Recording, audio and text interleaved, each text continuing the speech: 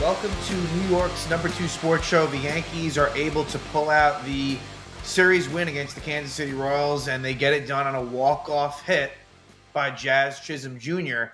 in the rubber match. So back to that, and yet again another series where the Yankees win the first game, they lose the second, but this time they're able to win the series. It wasn't pretty, but the Yankees continuing success against some of these AL Central teams. And they go 5-2 against Kansas City. And look, that could be a playoff preview, certainly. And the Orioles, as far as the AL East is concerned, they continue to not play good baseball. They lose 2 of 3 to the Red Sox, who is the Yankees' next opponent. That series was in Fenway between Baltimore and Boston. This next one between the Red Sox and the Yankees is at Yankee Stadium. But yeah, the Yankees find themselves technically in first place in the American League at 84-62, tied with the Cleveland Guardians, but the Yankees have the tiebreaker over Cleveland. So in the case that those two teams are tied, the Yankees will win that tiebreaker. But Baltimore is the more important team. And as far as that is concerned, the Yankees are a game and a half ahead of the Baltimore Orioles and 2 on the loss side. So, yeah, I mean, obviously it's going to come down to that 3-game set between the Orioles and the Yankees for the division. In all likelihood, I think that it's going to stay close enough where, look, maybe the winner of that series, like it could simply come down to that. But for the Yankees, a lot of interesting things transpired at the beginning of the series transaction-wise. So let's just kind of start off with that. Because when we left last episode for the Chicago Cubs recap, and please like and subscribe, would be greatly appreciated. I had said that Duke Ellis was sent down and that the likely person to take his spot was Jon Berti. And that was, in fact, the case. He was activated. Jon Berti's role, I don't think we're going to see him play a whole lot, but he does have versatility, and he really is your pinch runner. And so that is when he made his first appearance was as a pinch runner in Game 3. He actually scored the game-winning run on the Chisholm hit. So a little Marlins connection between Jazz and Jon Berti, 2 players that have been in the Miami Marlins for a good amount of time in recent seasons. But the other thing that happened makes a lot of sense, but we didn't know when it was going to happen. So first off, DJ LeMahieu is placed on the IL. I think it was right hip was technically, let's see, I think it was a right hip impingement is what it went down as. But I just want to confirm that real quick. Yes, this is about as phantom IL as you'll ever see. It really is. Now, I agree with the fact that DJ LeMahieu should not be on this roster, but yeah, that is pretty bogus. Sure. Is it like a real thing? Like, is he having hip issues? Probably. But it's something that, given if the state of the roster wasn't where it was and DJ wasn't playing the way he was, this wouldn't be happening. But I digress. Jasson Domínguez, the Martian, is called up. So it makes things very interesting now. And Domínguez started Game 1 and 2, was on the bench in Game 3. I think that his role right now, he will mainly start, but it is somewhat, at least in the regular season, and now at this point, 2.5 weeks through the rest of the regular season, the way I kind of see it is it's going to be somewhat of a rotation where the person that's going to be out of the starting lineup is either going to be Verdugo, Stanton, or Domínguez. Now, keep this in mind. Come playoff time, assuming that everyone's healthy, Stanton will be playing every day, and so it'll kind of be a situation where it'll either be Domínguez or Verdugo. As I speak right now, I would say that Domínguez has the upper hand, but the weird thing is this, and this is why it's an imperfect sort of platoon, if it even is one, is that Domínguez is better against righties.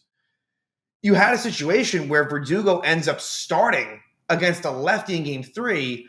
It's just a little bit odd and certainly and far from ideal. So I don't have the answers as far as what is going to happen, but I don't think that Verdugo is necessarily going to be jettisoned as far as being just on the bench. I do think everything being equal, if there was a starting lineup to be had for Game 1 of the playoffs, I do believe that Domínguez would be in over Verdugo. I feel pretty strongly about that, but how the two of them play will be a factor. And so to take it a step further, when I think about the roster from the hitter's standpoint, knowing that you're going to have 4 bench hitters in the postseason, again, assuming everyone's healthy, I think the person that really doesn't have a role, if you're not going to use him for defensive purposes, is Trent Grisham. Because really, his role now is kind of non-existent, right? When you think about it, he was the one that when Stanton would sit, they would move Judge to DH and Grisham in center field. Now, think about it. When Stanton, and this happened in game 1, when Stanton's out, right, and they move Judge to DH, that allows them to have Verdugo and Domínguez. So Trent Grisham, that would be my odds-on favorite for someone who really is generally in danger of just not playing much at all, and then really being the one that would be bumped out. So I think your bench would be Trevino, Oswaldo Cabrera, John Birdie, and Verdugo if Domínguez is starting. So I think that's what it's looking like right now. It really does make the lineup look a lot better. That all said, they're a bit feast or famine. I mean, game 1, they're able to kind of explode. Really, the big blow is Austin Wells, huge 3-run homer. And you just got to love what you see from Wells. Again, he really is in that AL Rookie of the Year conversation, which is impressive only when you consider the fact that the first couple of months, just the numbers were bad. Like, not the way he was playing, but just the results weren't there for him. And he's really, really turned it around now for the last few months. But the Yankees end up scoring 10 runs, but they get totally shut down by Seth Lugo in game 2. They only get 3 hits. And then in game 3 against Cole Reagans, again, like the Kansas City, they throw good starting pitching at you. Like, no doubt about that. But the Yankees, it wasn't pretty really in game 3 either. So this offense, for different reasons, we'll kind of touch on that a little bit. Like, it has been a bit of a struggle for them to get runs. And you hope that they're able to solve that problem come playoff time. But the other, I guess, interesting thing, I guess when it comes to pitching, real quick, when you look at, I guess let's quickly just discuss the starters. And it's something that I'll get into a little bit more, I guess, when we go through each game. But like unequivocally at this point, Marcus Stroman really is your number 6. So the way I kind of see it, they're probably going to move it from 6 to 5. Now, right now, they're going with the 6-man rotation, but I think that they're going to go to 5 eventually. Stroman might survive that, maybe. But certainly once it goes from 5 to 4, a.k.a. once we get to the playoffs, when we get to really 3 or 4, there's no way that Stroman's going to be a part of that. I still do think that he'll be on the playoff roster regardless, only because even though every spot on the roster is precious, when you kind of look at it, I think that the last spot or two with the pitchers, you're not at this point, right? At this point, because I don't know, maybe somehow like a Lou Trevino, like someone that isn't here now, like kind of makes this big impact, but we haven't seen that yet. Stroman, I think, makes the roster. But hey, like if you were to make your predictions and projections and have him out, like I certainly would not blame you at all, because it's somewhat like a Trent Grisham situation where it's like, what's really the point other than just being a log man? Like and like almost not making him upset, like as he's a veteran.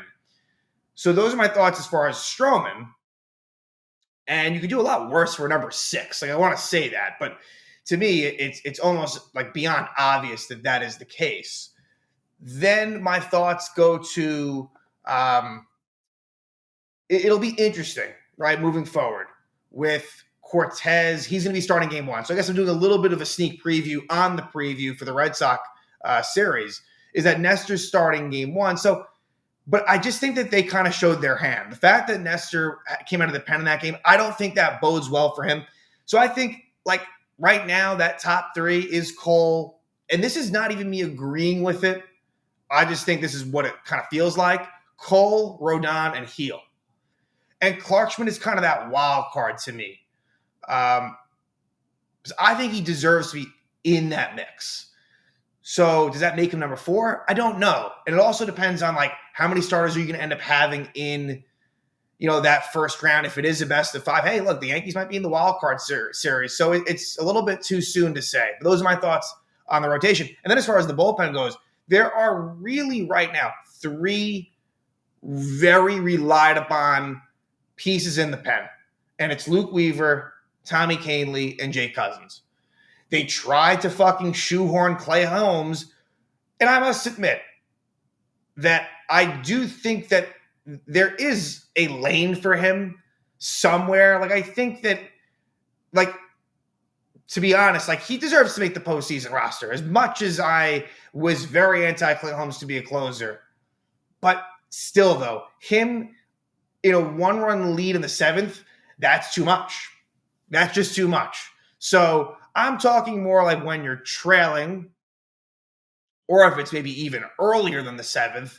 I guess that is kind of, as I'm talking this out, it is kind of problematic. The fact that, like, you don't feel good about him. And technically, Clay Holmes blows his 12th save. So he is one away now. I'm jumping ahead to game 3. He blows a save technically in the 7th inning. So one blown save away from tying that record set by Dave Righetti. He might do it, honestly, if they're going to continue to use him like that. Because to me, while it ended up working out and they won the game, I don't know why you just didn't, whatever order you wanted to go in, right? Because to me, it still is a committee. I think a lot of people are considering Luke Weaver as like the definite closer. That isn't the case. And that's proven out by game 1. And I agree with the committee approach. I like all 3 of them. And I'm fine with any of them getting that 9th inning opportunity. But I think that I don't understand why in game 3 they didn't just find a way to piece 9 outs from those 3 relievers that I mentioned and not gone Clay Holmes. That was very avoidable. Like, those other relievers were fresh and ready.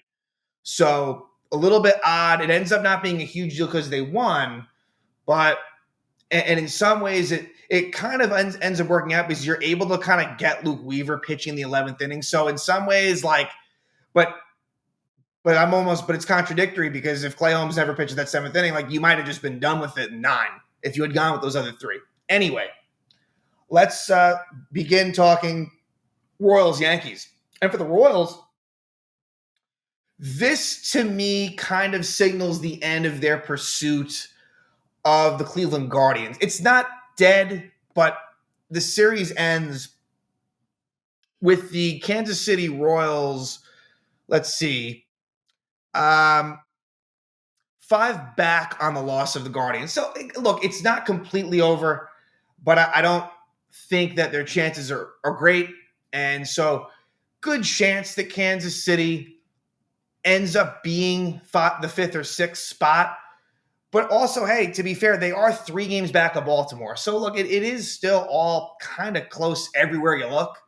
And Kansas City, Vinny Pasquantino not being in that lineup, that's a pretty big loss. That's a big left-handed bat that they don't have. They do feel a bit right-hand heavy.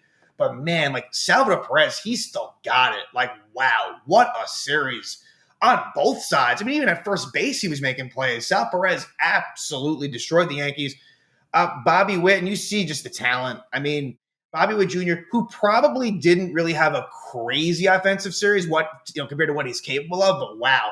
Just, look, he is legitimately in that MVP, because of Aaron Judge's recent struggles. And you know what? Honestly, there was a lot of good in this series. There really was. Like, I think, to be fair with Judge. But Bobby Witt Jr., like, you can't dismiss the idea that he is in that race.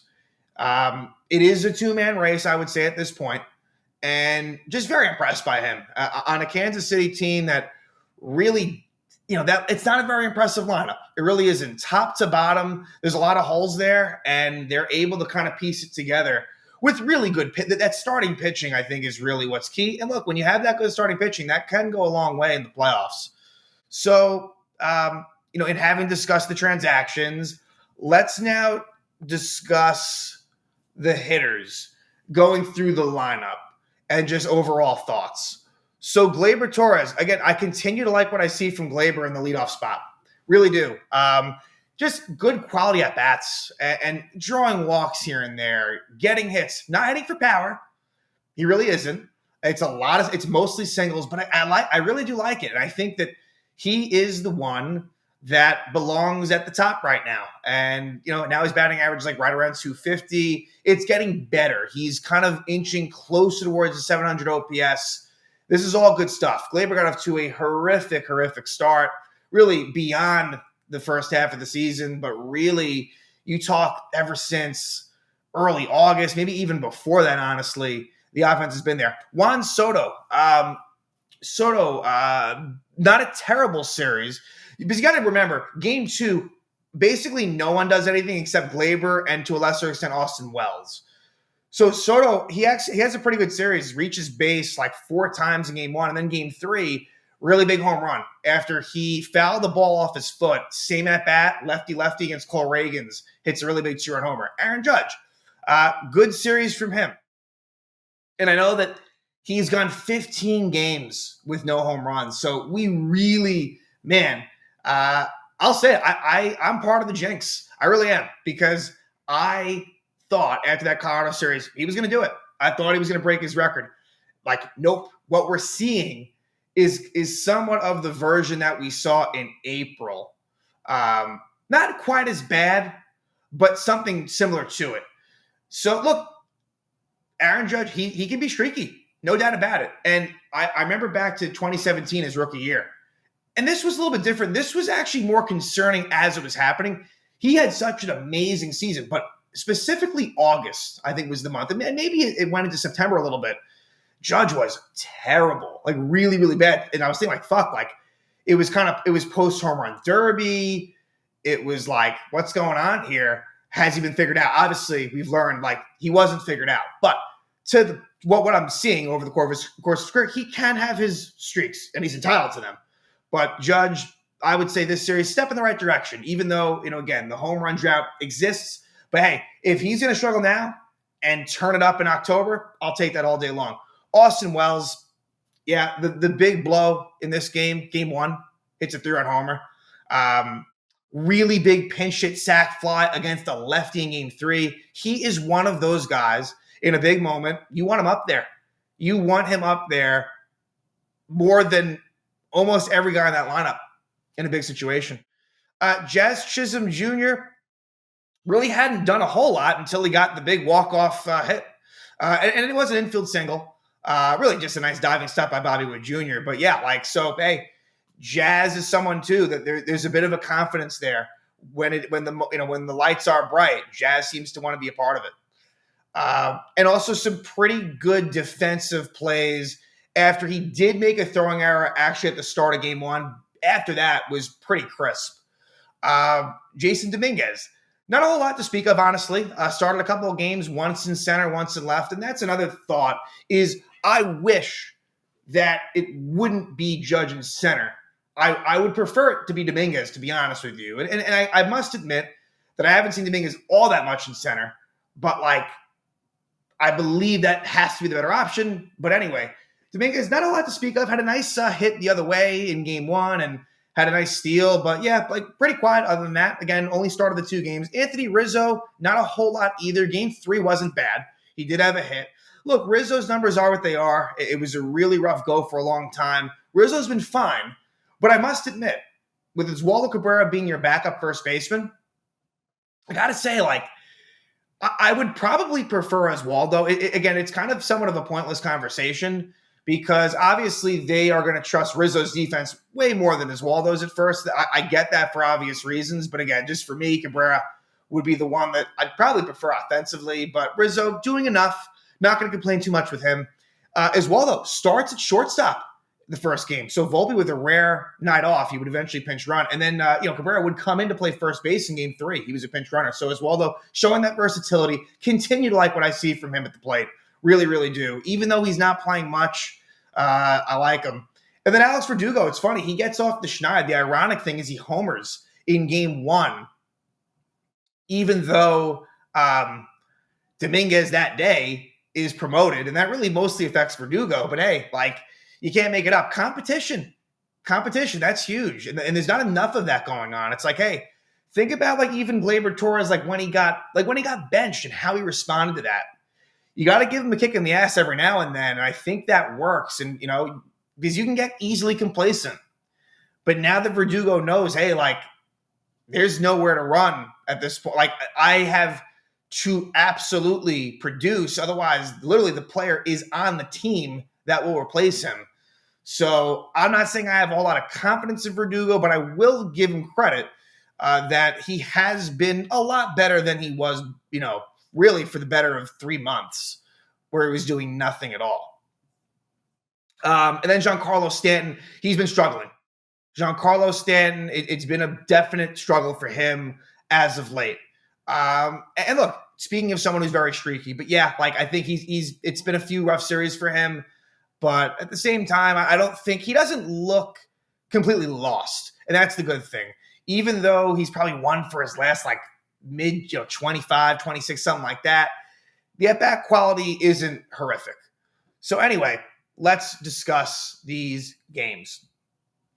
Carlos Rodon, pretty good outing in game one. Really was failed by the defense. A really poor defensive showing, and one of them doesn't even show up. There was a well, I don't even know what you want to call it, a pop-up to Glaber/Soto that drops really bad. That goes down as a hit. So Rodon, 6 innings, 6 hits, 4 runs, 3 earned, 1 walk, 9 strikeouts. That's what I like the most. 2 homers. Rodon gives up a lot of solo homers, and at least they're of the solo variety. But for Rodon, this was another good outing for him. Again, I really like that 1 walk, 9 strikeouts. I'll continue to say it. Do I really trust him all that much in the postseason? I don't. And that's just me. And maybe it is, you know what? To give it a comparison, maybe it'll be like an AJ Burnett sort of thing. I actually do think that's kind of a good comparable, where like CC is kind of Cole in this little example. And what I mean by that is Rodon, it might be a little bit of the extremes, where he might be able to provide you that really clutch start, but also at the same time kind of maybe have just a blow-up situation as well, where he just kind of gets shellacked. I could kind of see that. So, but he gives you a good outing. For Kansas City, Brady Singer, decent, not great. 5 innings, 5 hits, 3 runs, 3 walks, 3 strikeouts. Yeah, nothing to write home about for him. But Kansas City does take the lead. Like I said, some really poor defense from the Yankees. This was a sloppy game from them. Really, really was. So, Pham reaches on an error by Chisholm to start. And would I have liked Rizzo to scoop it? Yeah, sure. But it's not on him. Jazz, with the throwing error. And then what happens is Tommy Pham steals second. And a bad throw by Austin Wells goes to the outfield, and Pham goes to third. And then Salvador Perez, who just was on fire in this series, gets an RBI single to make it 1-0 Kansas City. Let's then jump to the top of the third, which is where Salvador Perez homers off of Rodon. His 26th homer of the season makes it 2-0. But then the Yankees got going in the fourth. So to this point, pretty quiet, but Domínguez is the one that gets it going. Opposite field single.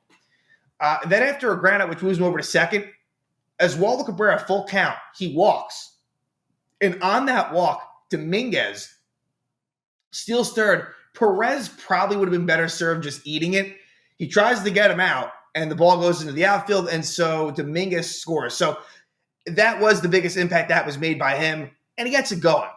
And it kind of turned things around, and then what do you know? Next batter, Alex Verdugo homers. 2-run shot for him, his 12th of the year. And you know what's a little bit frustrating is, like, I don't mind when you admire a home run, but, like, Alex, like, you've been terrible for a while. You're not hitting home runs. Like, you could probably just put the bat down and go. Again, like, it is a little bit bothersome, but 3-2 Yanks. And then where do we go from here? Top of the fifth, this is where it's tough. Where Sal Perez, it ends up being an RBI single where Bobby Witt scores from first. It's a pop-up that Juan Soto really should have charged in and taken care of it, but I understand he was playing a little bit further back. But Glaber, who's supposed to be the pop-up king, according to Aaron Boone, he's unable to get that one. And again, blame goes both ways, but that was ugly, and that makes it 3-3. Top of the sixth, another homer for the Royals. Only their second. I make it seem like it's a lot, but Hunter Renfroe, 13th homer of the year. It's off Rodon, and it makes it 4-3 Kansas City Royals. Then let's jump to the seventh. Jake Cousins comes on, and a pretty impressive inning for him. A couple of strikeouts for Jake Cousins, who continues to really pitch well. And then the seventh inning is where the Yankees are able to break things open. James McCarthy, the righty, comes on.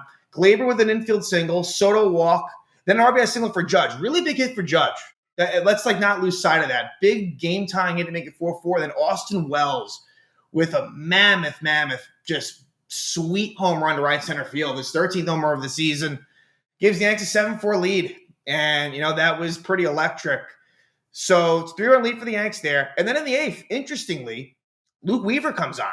So that was a little bit of a surprise, only because it kind of seemed like maybe they were going to go the Weaver ninth inning route. They're not, and I kind of agree with it. Let it be more of a committee, at least for now.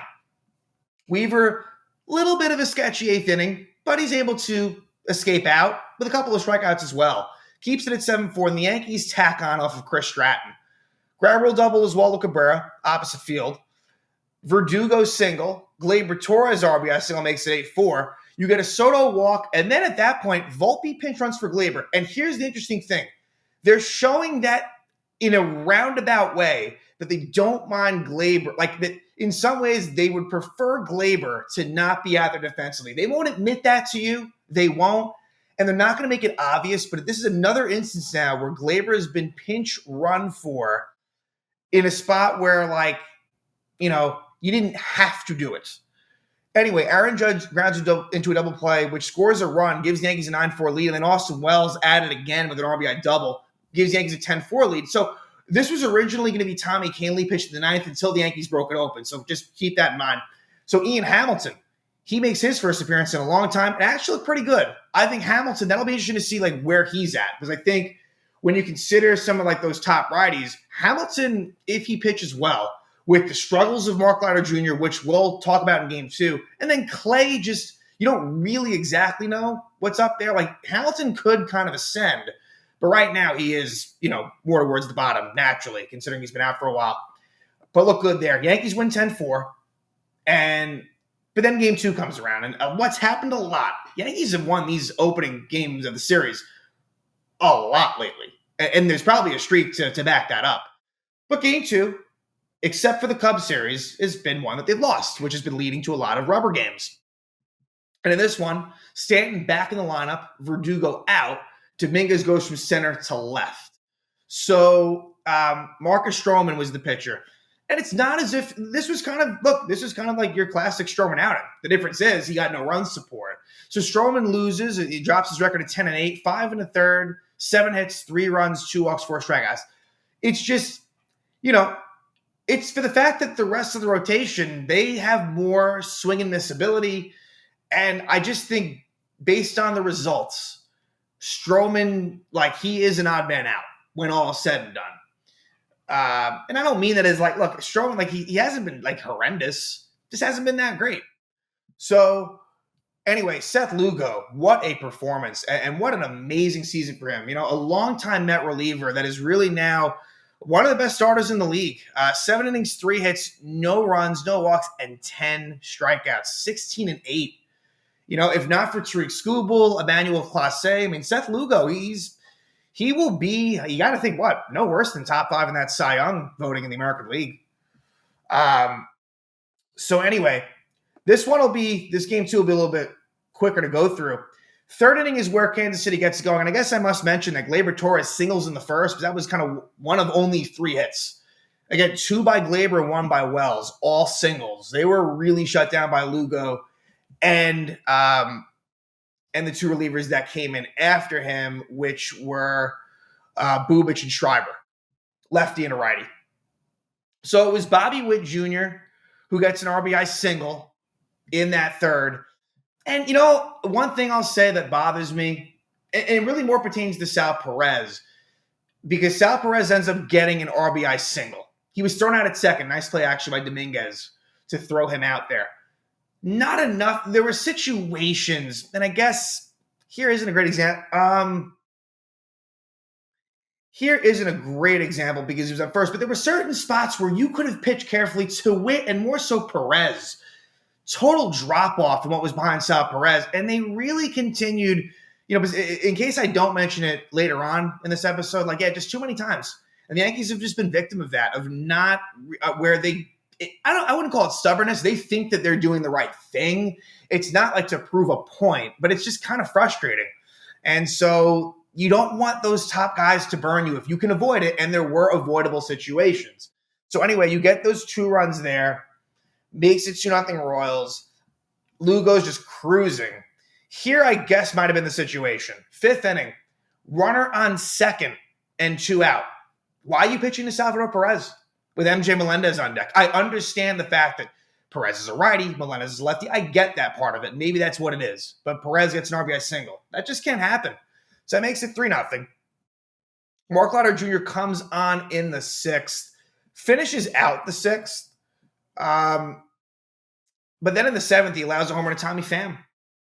Let me see what the stat is, actually. I've brought it up here before. Let me just pull this up about Mark Leiter Jr. With the Yankees, 77 batters faced, 5 home runs, 23 hits allowed. With the Cubs, basically around double that, 152 batters faced this season, 2 homers and 27 hits. That's crazy. He's allowed 3 more homers and basically half the at-bats. So Mark Leiter Jr., indefinite risk of not even making the postseason roster. I mean, how could he be? He's nowhere near a lock. In fact, he's about as on the bubble as you could ever imagine. So that's been a real disappointment. And look, blame goes to Cashman for sure, even though I saw value when you looked at the numbers and, from the times that I saw him with the Cubs, it is a surprise how bad he's been. So anyway, Tommy Pham homers, makes it 4-0. And then in the 8th, they bring on Tim Meza, and that ends up in a spot where Renfroe's single, they pinch run him, Blanco steals second, steals third, and then Michael Garcia with the sac flies. So not the greatest of innings for Tim Meza. Makes it 5-0 Royals. And then, really not much to speak of there. Meza ends up pitching 2 innings. So, now we go to the rubber match, Game 3. And this was this was a good game. It goes to extra innings. We know the Yankees aren't great in extras. I think this win gets them to 5-8 in extra innings. But they're able to play enough decent small ball and fundamentally sound to pick up this win. And Luis Seal, pretty good outing. 5 innings, 5 hits, 1 run, just a home run to Massey, 2 walks and 5 strikeouts. So, if Heel's going to give you 5 innings, 1 run, you're going to take that every single time. As we know, he throws a lot of pitches. And those 5 innings are too valuable to be let's just move him to the pen. This is a starter. The only concern is, if he loses the zone, we've seen how that can go. That could be a bit of a disaster. But Heel, it's just the stuff is too enticing. And again, wasn't one of his better outings, but that's the point. He still is able to give you 5 innings of just 1 run ball. For Kansas City, Cole Reagans pitched really well, makes 1 mistake to Juan Soto. And that's kind of the difference. 6 innings, 3 hits, 2 runs, 3 walks, 7 strikeouts. Thought he looked really good for Kansas City. In this one, Domínguez is the one who is out. Verdugo back in. And So, no score. Let's just jump all the way to the 4th. And that is where Michael Massey homers off of Luis Seal to make it 1-0 Kansas City. So, not a lot to speak of to that point. Offensively, I'd say, Heel got out of a jam in the first inning. Bases loaded, 1 out spot. But the Yankees weren't doing much against Reagans until, until the 6th. So in the top of the 6th, Tim Hill comes on. 1-2-3 inning for Tim Hill. Oh, no, sorry, not a 1-2-3 inning. There was a single allowed, but a scoreless inning. He continues to do well. To me, he's basically a near lock to make this roster in the postseason. I don't know, like I've said, I don't know if he's going to face those big-time lefties in the 7th or 8th inning. I don't know if that's going to play itself out, but hey, he's going to be in some pretty high-leverage spots, even if it's on the periphery. So, Hill, he doesn't strike you out, but he gets you out. And now in the bottom of the 6th is where a 1-out walk by Glaber sets it up. And we've seen stuff like that. Juan Soto, who really has not produced a whole lot. Right? There was a time when he was hitting a lot of home runs, but now even that kind of has stopped a bit. He ends up fouling one off of his foot. And he was in pain. He was in real pain to the point where I think he'll play to start the Red Sox series, but crazier things have happened. They may find that he might not be able to. He is able to stay in that at-bat and homer off of a really tough lefty in Reagans. 39th homer of the year, 99, and he reaches the 100 RBI mark as well. So just got to get him that 40 home run point. I'd like to think he'll hit 1 more home run. But yeah, Soto, big homer, gives Yankees a 2-1 lead, and then Clay Holmes comes on in the seventh. Excuse me. And he was warming up when they were down by one, but they still stuck with that. And knowing that you had, like I said, Cousins, Weaver, and Canely all available, it was kind of avoidable with a 1-run lead, which is really, in my mind, the highest leverage spot you can be in, even more so than it's hot. I mean, look, we're talking semantics, but like you're talking a 1-run lead. And what happens? Isbell single, Pham single, Witt line out, moves Isbell over to third, and then Sal Perez sac fly. It was so easy. Sure, maybe the Isbell one was a little bit unlucky, but the Pham one was a smash. The Witt out was a smash, and then Sal Perez, you couldn't strike him out, which you needed to there. He is able to finish the inning, but again, that goes down as Holmes' 12th blown save of the season. It is 2-2 at this point. And let's discuss bottom of the seventh. First and second, one out. They pinch run Oswaldo for Rizzo, mind you. Which, again, I kind of found that interesting too. Like, not that it meant anything, but like Oswaldo wasn't like even the lead runner at that point. To me, it just goes to show like they do want to get Oswaldo in there. I can't really verbalize it, like what it means, but Oswaldo isn't like a total speedster, and he wasn't the lead runner. They didn't have to do it, but I certainly don't mind it, is my point.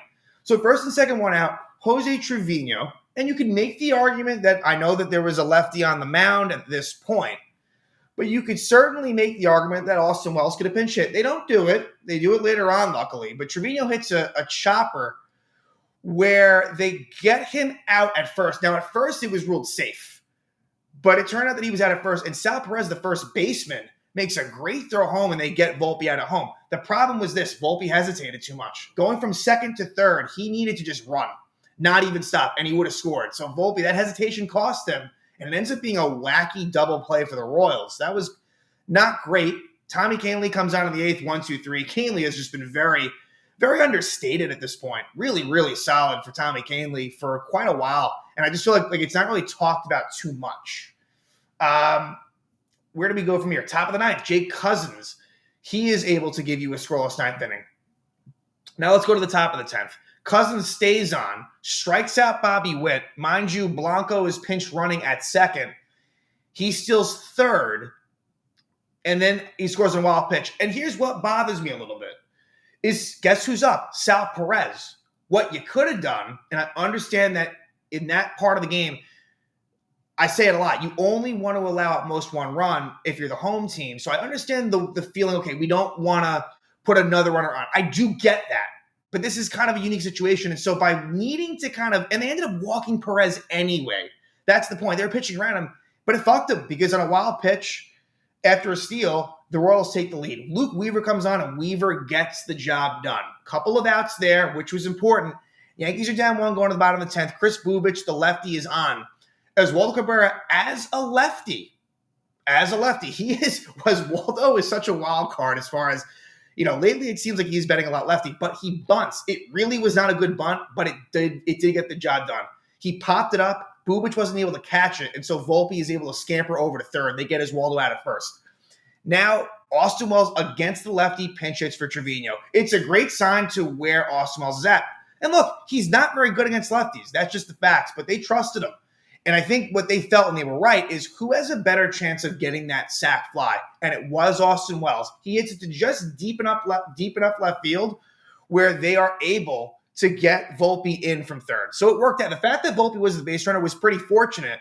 And so that makes it 3-3. Top of the 11th, Weaver stays on and gets it done with a couple of strikeouts. He was fired up. I mean, Weaver really, he is, for my money, like one of my favorite players on the team. Really, really is. I like the cut of his jib, if you will. He's really just a likable guy, a little bit quirky, honestly, but like he gets pretty fired up when he ends those innings. And so score remains 3-3. We go to the bottom of the 11th. John Birdie pinch runs for Glaber. And I like that as well. I mean, just the fact that you have that ability to do that. Birdie with really good speed. He is your pinch runner these days. Juan Soto is able, against the lefty, to to get Birdie over to third. That was pretty big. Like, that was actually huge. They intentionally walked Judge, no surprise. He advanced to second on defensive indifference, and Jazz Chisholm Jr. gets his first career walk-off. It is a walk-off RBI single. A great diving stop by Bobby Witt Jr. He gets up, but nothing he can do. Birdie gets the winning run. Euphoric is Yankee Stadium, and yeah, they win the series 2 of 3. And too many times lately, they've lost like this type of series 2 out of 3. That is big to do it against Kansas City as well. And so now the Yankees are 84-62. And now they will have a 4-game set home against the Red Sox, a Red Sox team coming off of a series win against the Orioles. And right now, Boston is, I believe, 4 games out of a playoff spot. So this is really make or break time for Boston. And so if you're the Yankees, it really would be nice to really knock them out of there at this point. A team in the Red Sox that has given the Yankees problems for a really, really long time now in certain seasons where the Yankees needed it and Boston was able to beat them. Now you go to Yankee Stadium where, look, like Boston has proven to be a very good road team. They're not great at Fenway Park. They are good on the road, and they did take 2 of 3 from the Yankees earlier in the season. So this is the 4-game set. These are the pitching probables. And for Boston, all righties, which is a good thing for the Yankees because we know that their record against left-handed starters is not great. So this should be a little bit of a benefit for them. And game 1 will feature Cooper Criswell against Nestor Cortez. That's definitely advantage Yankees. Like that one, I think when we go through these, that one might be the almost most lopsided, actually. And for Nestor, it'll be interesting. Him now back in the rotation after kind of being skipped, obviously coming in relief.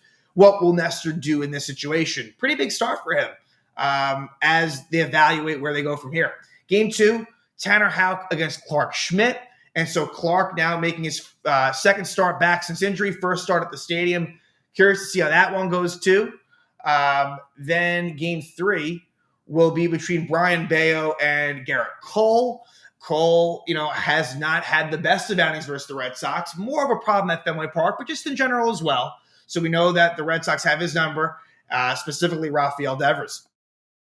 And then the 4th and final game and last game of the season series between the Yankees and the Red Sox will be Cutter Crawford and Carlos Rodon. So, I'm pretty sure Bayo, he's been really good of late, and Crawford, I think, has gone in the other direction. I mean, certainly the record, 8-14.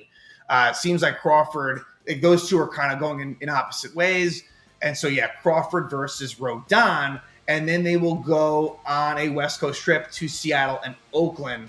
There'll be a day off after this Red Sox-Yankee series. So first 3 games of the 7-game homestand are done.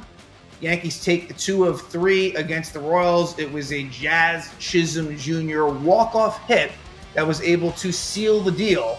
And so now the homestand goes from facing the Royals to now facing the division rival Red Sox.